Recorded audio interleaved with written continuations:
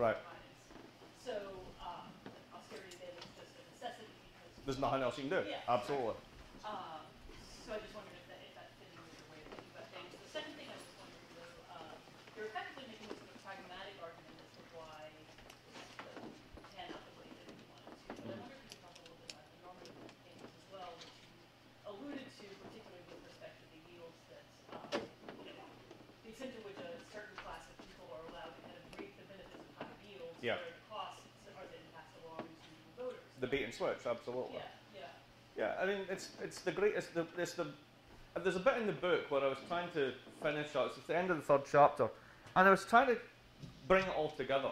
And what I decided to do, because the nice thing about being tenured as a full professor is I really don't have to show off anymore. I can actually write the things I want to. So I don't think that's very scientific. I don't care. So, and also I want people to read the book.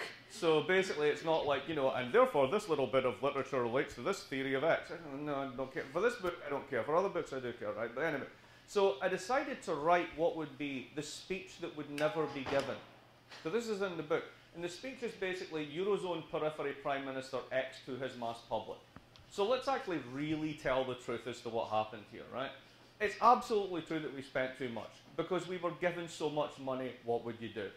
And at the end of the day, we've built a banking model, which is a business model, which is too big to fail. Which, if you have national countries, actually works. The Americans were successfully extorted by their banks and they had to bail them out. The problem is if you do this in the Eurozone, you end up with too big to bail rather than too big to fail. So nobody can bail this. And we were complete idiots. We gave away our printing press, we gave away all of our shock absorbers, we don't have anything else we can do. The only thing we can do is take it out of your pensions.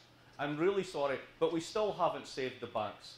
And that's really what we're doing. So when we step on the neck of Greece to stop it running away, we are squeezing the life of that economy to protect Deutsche Bank. Your savings are in Deutsche Bank. I know that's not much cold comfort, but that's the reality of the situation. And I finish this little letter, and I say at the end of it, if any Eurozone leader was to actually give this talk, their CV would be on monster.com within 10 minutes. Because people would be justifiably, absolutely outraged at what this is. This is the greatest hidden wealth transfer that I think has ever happened. And the political classes are united in not talking about it.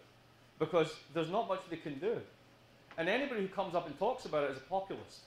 You're written, oh, you're crazy talk about banks. It's like, no, I can show you the balance sheets. Really, this is really what's going on. So there's enormous normative implications.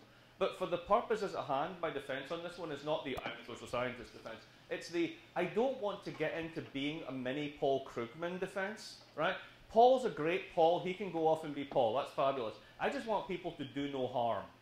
So the purpose is very limited. Let's recognize that this is insanely dangerous. Let's just stop doing it, and then we can have a conversation. So if there's a normative agenda, that's pretty much what it is.